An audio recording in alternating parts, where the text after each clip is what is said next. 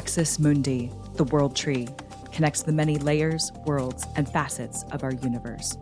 The lower world of watery roots provides access points to deep self-knowledge and the realms of those who have come before us. The midworld of earth and form holds humanity and all physical things, a bridge where connections emerge.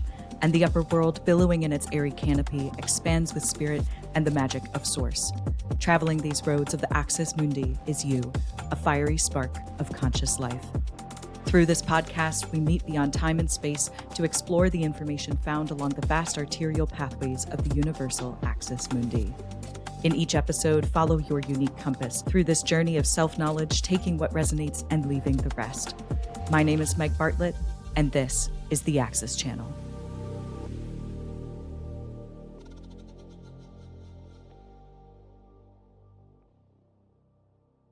Hello and welcome to another episode here on the Axis Channel. My name is Meg Bartlett, and today we're going to be talking about the benefits of sleep paralysis after you conquer the demons. So I myself have experienced over 20 years of nightmares and sleep paralysis. I had my last sleep paralysis episode in December of 2021. And since then, I've kind of been undergoing a weird sort of dream training. This is something that my team and I have been working on, my spirit team, but mostly this is myself. It's guided by me, and I've been learning so much about it. And there is so much to sleep paralysis outside of the fear-based aspects where people talk about, feeling like they're locked in their body or there's demons and creepy shit in the room with them. There's so much more, and you can actually use this for a really interesting purpose. So we're going to dive into a new definition for sleep paralysis today. But before we get into that, if you are listening on a podcasting platform to the audio only, I want you to know that I am now on YouTube talking to you with my face. So if you would like to pause this and head over to YouTube, check out the channel. I'm going to start uploading a lot more content with my face. I'm trying to get out there. This is a very new experience for me. Please, if you've been following me for a while, you know me, but if you want to give me comments on how you think the lighting is, how you think this looks or feels, or even if you're just like, yeah, I dig this, or no, it's not really my thing, please let me know. I would love to hear from you. You can respond to me in any of my weekly newsletters, or you can go ahead and just send me a note on my website, megbartlett.com. Okay, let's dive into sleep paralysis. I am going to start this episode by just kind of recapping the verbiage that I've used to describe it in the past. This comes from some of the episodes over on the Dream Axis, which was my podcast project for 2023. Thank you to everyone who participated in that. It's a really great resource for just getting ideas on how to interpret your own dreams and what to do with that information. But we did talk a lot about sleep paralysis on that show, and I have talked a lot about it in my work before. So we're just going to kind of compile this into a brief excerpt, and then I'm going to tell you the training that I've been undergoing, and then I'm going to give you my new definition for sleep paralysis. And it's not necessarily like sleep paralysis, the definition of it has changed. It's just expanded. There is more to sleep paralysis than just the fear-based experience.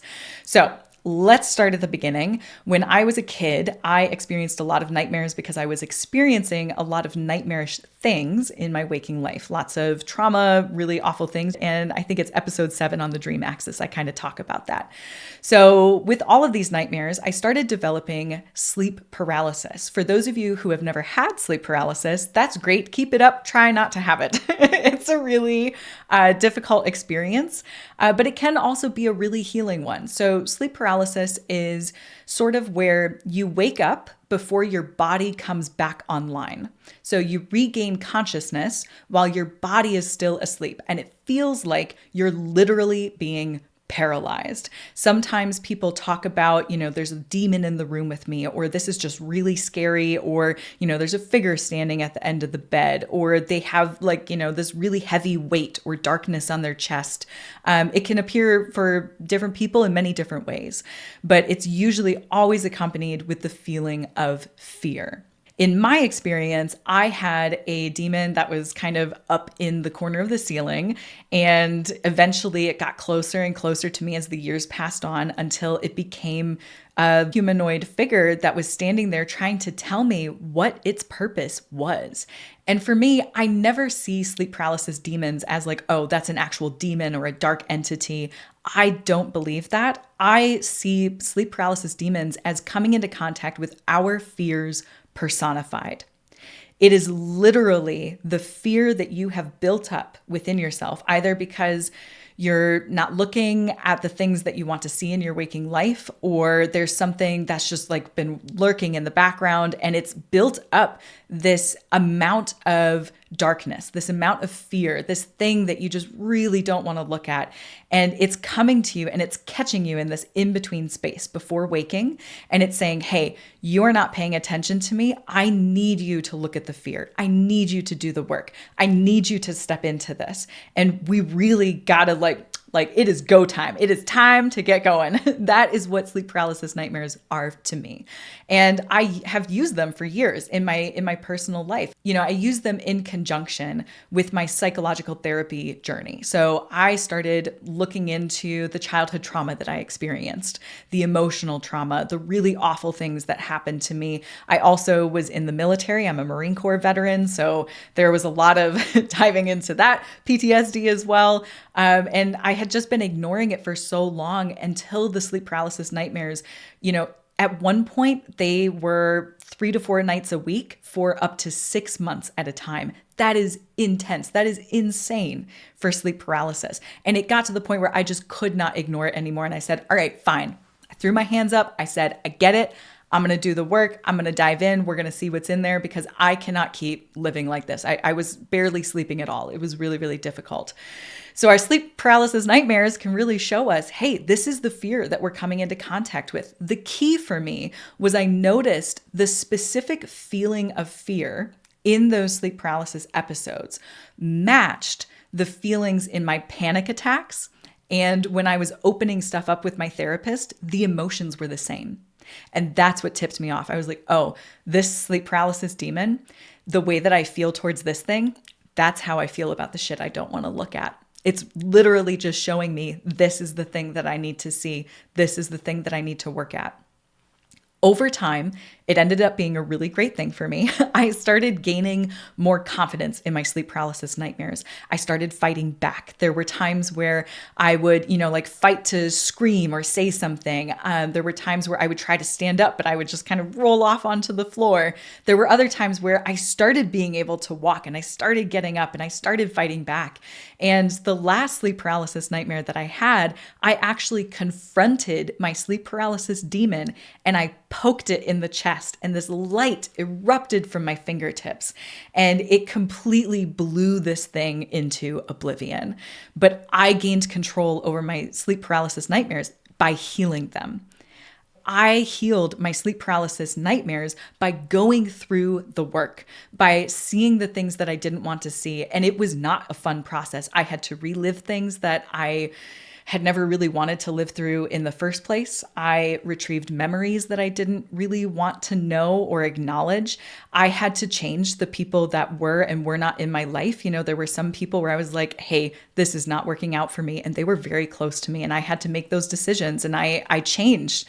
Maybe that's the real lesson is I was afraid to change. And then I ended up actually accepting the change and moving forward with my life in a way that is very supportive today. But it was very difficult to make some of those decisions.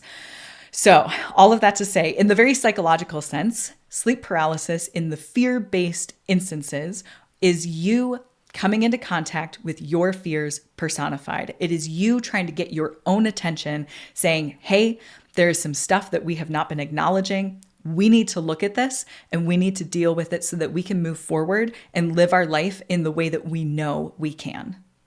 Now, there is some science that goes along with sleep paralysis, but I will give you a caveat before this. I am not a scientist. This is my own research that I've conducted online. I have done my darndest to give you good, accurate resources, but please go do your own research on top of this as well. And I will say that sleep and dream science is in its relative infancy when we compare it to physical sciences. So it's constantly in the works. It's constantly in motion. Go ahead and look this up and keep me posted on if this changes in the future.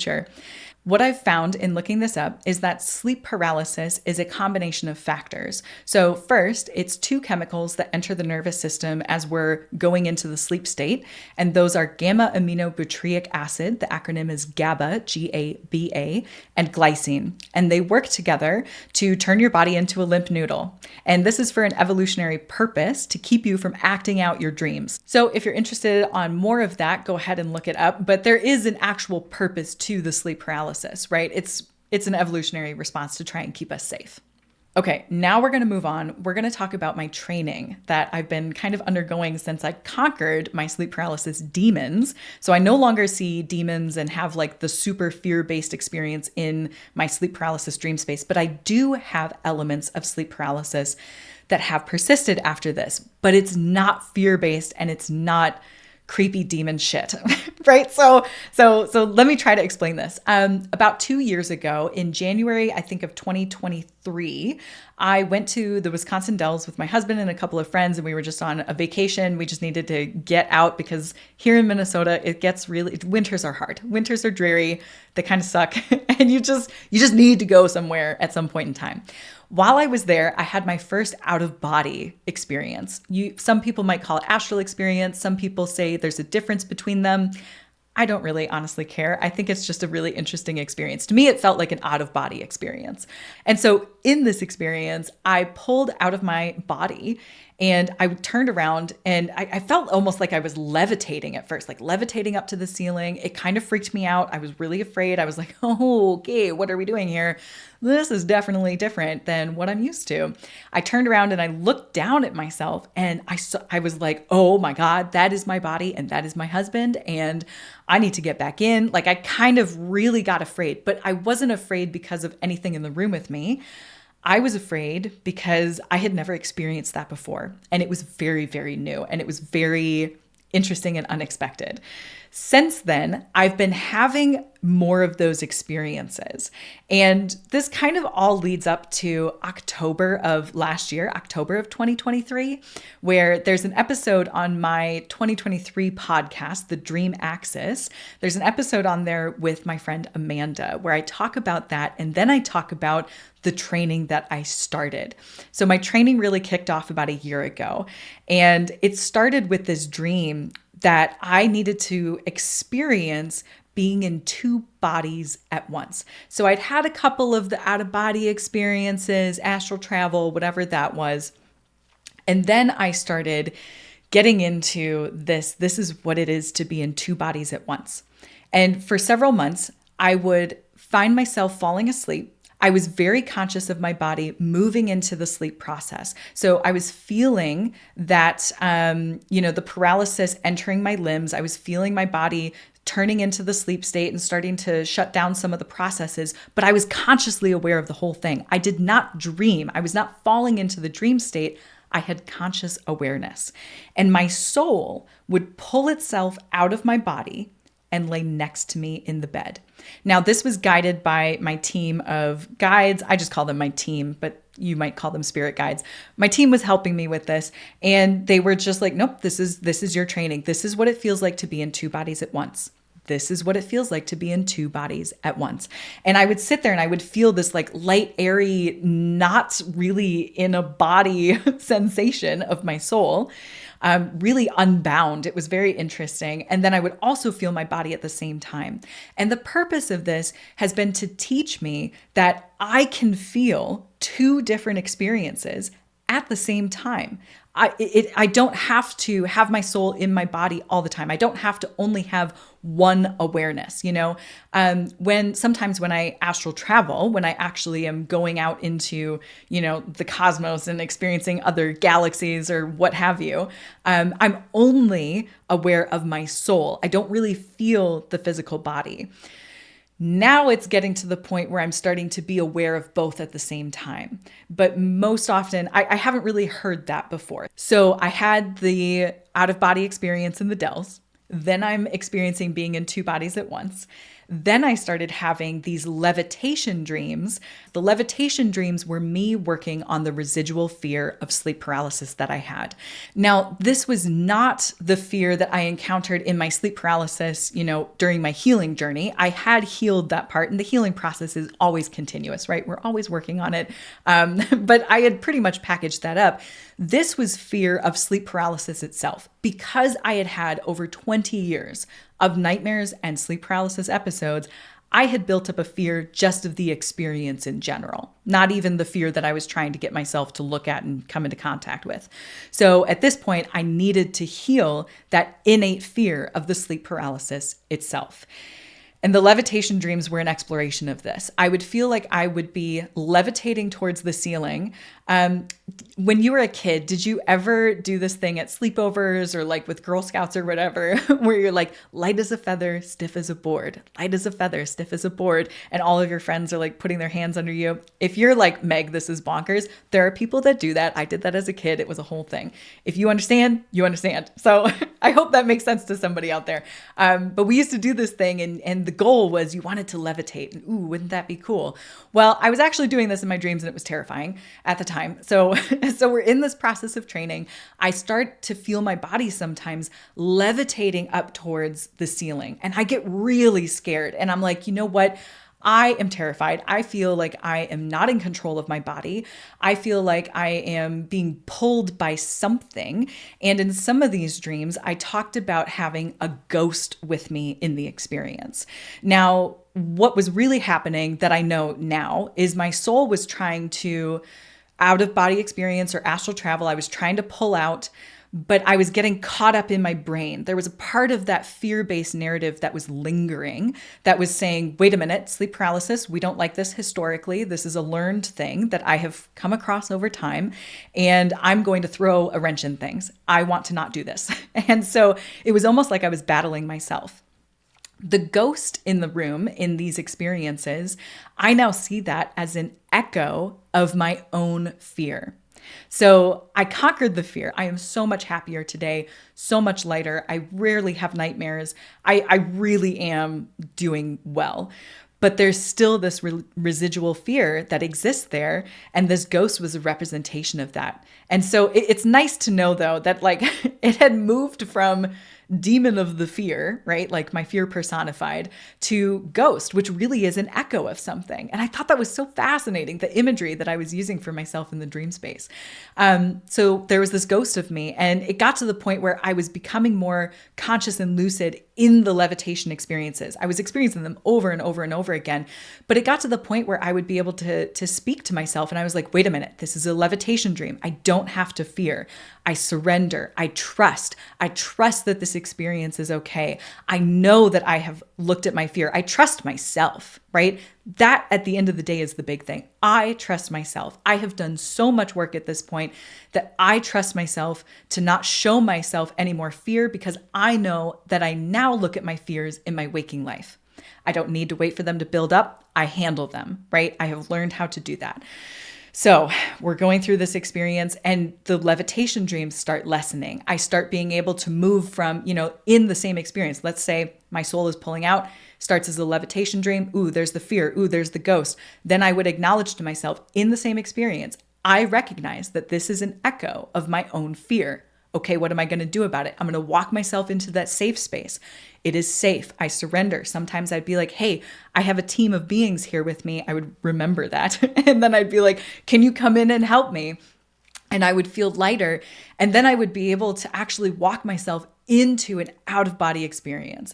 And then I would be able to take off. But I had to get through that fear in the first place.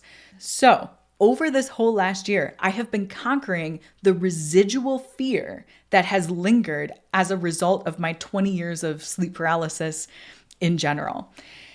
And this all kind of has been bringing me to, okay, now I've started recognizing that when I enter sleep paralysis, I then usually go somewhere.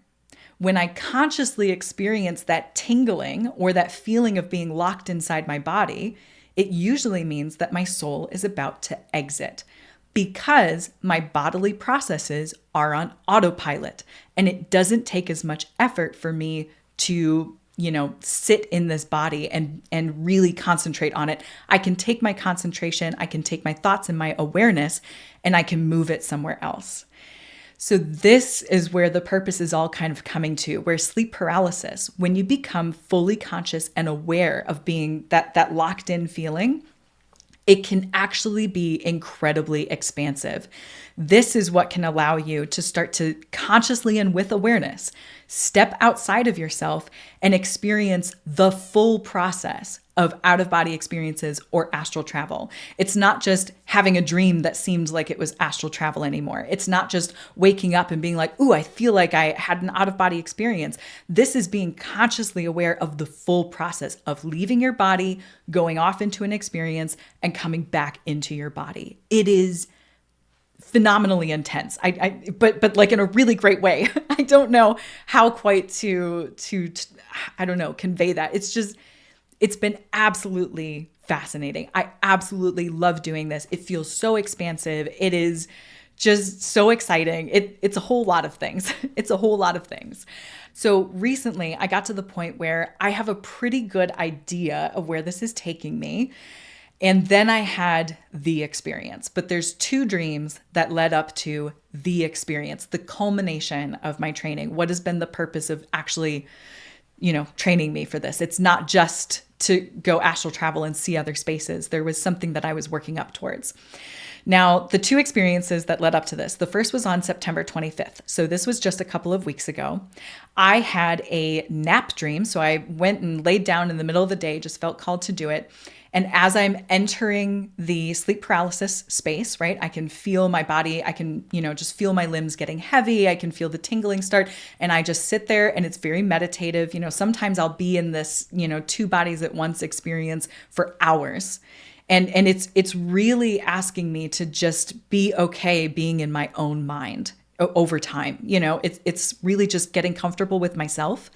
But I felt a being enter the room. And this felt like almost like I know it's a member of my team. I would not say it's a spirit guide. It feels very ET, alien kind of energy, extraterrestrial, whatever you want to think about that. I know, and I didn't see her, but I know that she had a heart-shaped face and she just had this beautiful pink energy with like, she was wearing green, maybe, I don't know. She was very, very beautiful. And she felt so supportive. That's the biggest thing. She felt so supportive, but I'm in the sleep paralysis and now I feel supportive beings in the room with me. So this is a great difference. So she enters the room with me and she instructs me and she says, we're going to give you a test today. This is not a pass or fail test. This is just a test to see where you are at. What does your capacity look like? What do your capabilities look like? We just want to see where you are. And I said, okay, I'm prepared. I know that my soul wants this. It's interesting because I don't know the purpose yet, although I have a pretty good idea of that now. But my soul has a particular purpose and I'm getting ready to step into that. And so I could feel the purpose without knowing what it is. It's okay for me to feel the purpose without knowing exactly what it is. So I said, okay, I'm ready. And I sit within my body and I'm just sitting there, getting comfortable. And then I feel my body really shutting down and I get really aware of it. And this is what it feels like to be in two bodies at once. I'm not meant to pull out of my body today. I'm meant to see how small my soul can become within my human vessel and how long I can maintain that. And it's just hyper awareness of my body, like on a whole other level than I had been experiencing. And so it got to the point where my breathing went on autopilot and I consciously allowed it to go on autopilot. And it got to the point where I was no longer able to breathe in through my chest. So like breathing expansively in the upper part of your body. I was no longer able to do that at all. It was as if my chest was incapable of moving, period. But what I could do is I could extend my stomach outwards. I could just relax my stomach and, almost push it out. And then my lungs would fill the space. My lungs would expand into the space that my stomach had created. And that was how I would pull air into my body instead of consciously breathing. Let me know if that even makes sense. I don't know, but it was fascinating. And I just stayed like that for a very long time. I just stayed like that, and we just kept, and she was there with me the whole time. And it was almost like a, just meditative experience again. I'm just sitting within myself, and I can think about things, or I can just be present in the moment, mindfulness, whatever you want to call it. I was just there. And I did this for about an hour and a half. And finally she was like, wow, you did that much longer than we thought you could. And I was like, me too. Like, this is great. Like, wow, I didn't even know I was capable of this. Like, I'm really proud of myself. And she was like, we're so proud of you, just like so much love. And she was like, okay, we'll be back soon. And she left, and I woke up, and that was it. I just sat within myself in the sleep state, but consciously for like an hour and a half. It was really interesting. So that happened on September 25th. And then on October 1st, I had this really crazy dream. I was all over the place in parallel lifetimes, exploring other existences. And, I was in the military in this one, and I was doing this with this one. And, ooh, this person from my past, actually, I'm married to them in this one, just like crazy things like that. Until I found myself in Nona's house. And that was just a sense of knowing whose house it was. I do not have a Nona. I have a grandma, and I have an Oma. Both of them have since passed, though. But I was in Nona's house in this dream. And this might get weird for a second to you. It's not weird to me. But, sometimes our dreams try to catch us off guard on purpose. And so they'll show us a lot of really intense, very, very much topics that we would not bring up with people in waking life. So in this dream, I was trying to masturbate, and I was completely naked. And this is a facet of life, right? So this is just, you're dreaming about your life, and hey, this is part of my life I was trying to get my attention with. And all of the windows were open, and I was really embarrassed in the dream, and it was very convoluted. And, the window, there were cars outside and people looking in, and I was like, oh my God, like I'm so embarrassed. But, I was in my grandma's house, super uncomfortable. I am on purpose making myself uncomfortable with this dream imagery. And then I got to the point where I looked in a mirror in the dream, and I saw that I had this lower back tattoo. I'm naked, by the way. So I see this lower back tattoo, and it is, so being a Marine Corps veteran, right? There are people who get tattoos that are what we would call moto as fuck. And those are just like your moto tattoos. I don't have one, but in this dream I did. And it was the most ridiculous tattoo I could ever have come up with in my life. It was absolutely obscene. It was on my lower back, and it was huge. It was like halfway up my back, and then it extended onto my butt cheeks, and it was like a tank with an eagle on top. And it was, I don't know, just like, it was like Murica, right? And it was like the most moto lower back tattoo. It was so ridiculous. I remember looking in the mirror in the dream and being like, oh my God, what is that? Like, this is absolutely ridiculous. And I was like, why hasn't Brandon, my husband, why hasn't he ever told me this before? Like, I must have gotten this when I was drunk. I would never actually get this. And then it clicked, and I became lucid, and I understood that all of that ridiculousness had been trying to get me to become lucid. I had been trying to get myself lucid because I was being called up. I was being called up on duty. And it was one of those things where, the masturbation, the windows, the people, the being in your grandma's house, all of this was asking me to wake up. Of course, this would not happen in waking life. We're trying to get your attention. We're trying to get you to snap out of this dream and into a lucid experience so that you can become aware, so that you can enter that space of out-of-body paralysis, training experience. So finally, I'm like, oh, of course I would never get this tattoo. All of this is just me trying to wake myself up. So I wake up in the dream, and, now I'm fully lucid, and I stand up in the middle of the room, and I take off, and I shoot out of my body, and my soul is just up, up, up, up, up. I'm just going up and up. And I get to this space where I actually open one of my eyes, which it's my interpretation, because I'm still getting used to, I don't have a body. What does the soul feel like when you don't have a body, right? It's a very interesting feeling. And I just, I ask pretty much to become visually aware of the house that I'm leaving. And I look down and I see it, but I'm like 2 miles up. And I panic a little bit and I'm like, nope, that's too much. And so I shut off the vision and I'm just like, I can't see anything. And I just close my eyes and I feel myself ascending and I'm going very, very fast.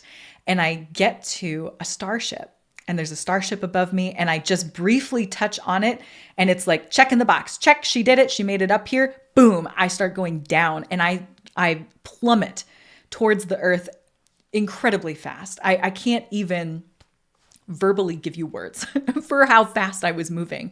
And then I plunge into the earth and I start moving into what I now know as the earth tube system. Now, I've talked about the light tube system in a previous episode. Go back and listen to that one because there's a lot in there. That one's more for expanding and exploring, other galaxies, places outside of Earth. We'll just say places and dimensions outside of Earth.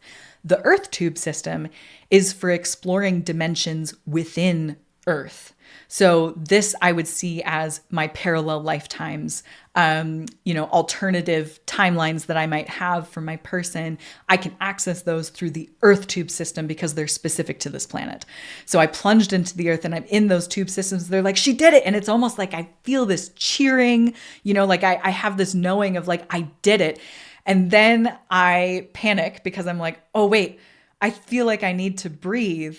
And then I snap out of the experience. But I did it. So all of this to say, the training is progressing to the point where I have awareness of the whole process. I can even become lucid and wake myself up from a dream to step into the sleep paralysis space to then step into the out-of-body experience. Anybody can get started with doing this. Anybody can learn how to do this. And I mean, this is a tool for you. I am sharing this because it is something that you are capable of. Even if you are one of those people out there who says, Meg, I never remember my dreams, you can get started with this. First of all, to get started recalling your dreams, go listen to the Dream Axis or read a blog post on my website or just start writing down your dreams every day. Literally, it is just the habit building process that you need to get started. So when you start writing down something every day, even if you don't remember a dream, just write down how you feel when you wake up in the morning. I feel like I slept well. I feel like I was tossing and turning all night. Just doing that simple action of writing something down says to your brain, hey, we're trying to do something here. What are we trying to do? Oh, we're trying to record our dreams. If you do that every single day for weeks on end, eventually your brain is going to try and actually give you the content that you are putting your effort and intention into. It's just, this is habit building at its core. Your brain wants to perform the actions that you want to put emphasis on. So it will put more effort over time into bringing back that recall from your dreams, and you will start to get more content. So if you're not having dreams at all, just start writing something down, even if it's just how you feel every morning when you wake up. Eventually, you will start to get bits and pieces of dreams and just keep working at it. This is something that can take a long time. I mean, my whole dream and nightmare journey has been pretty much my whole life. I have been learning how to listen to my dreams, how to work with my dreams, how to understand nightmares and sleep paralysis. I mean, I've been spending over 20 years doing this. Since I was a little kid, I've been working on this. So it can take time, but that doesn't mean that it's not worth it. So first of all, get your dreams, start having some recall, right? Start having those experiences.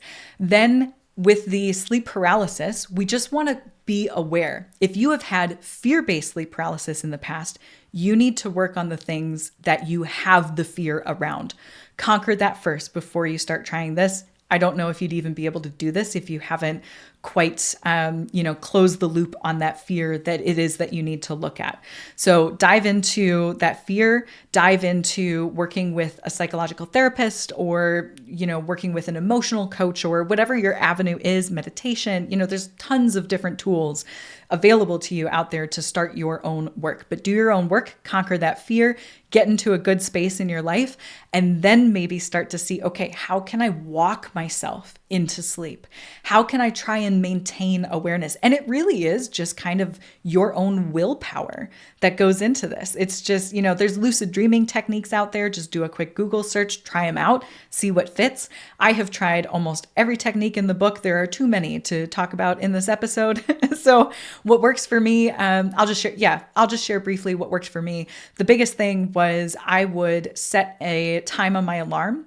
to wake me up after, let's say 2 or 3 sleep cycles. I would just measure out, oh, I think this is how long each of my sleep cycles is. I'll just wake myself up at the end of one of those. I would get up, turn on the light, and I would actually read something or engage my brain.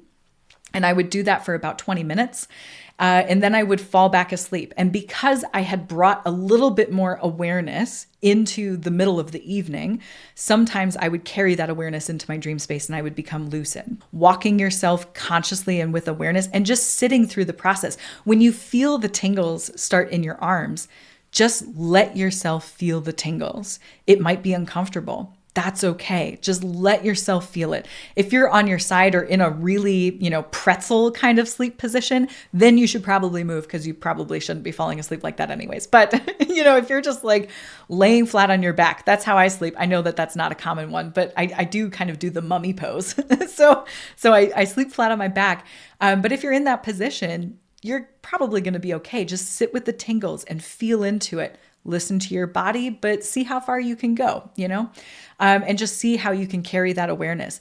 Give more attention to your dreams. Make this an intention before you fall asleep. You can call on your team and say, hey, I want to try this out.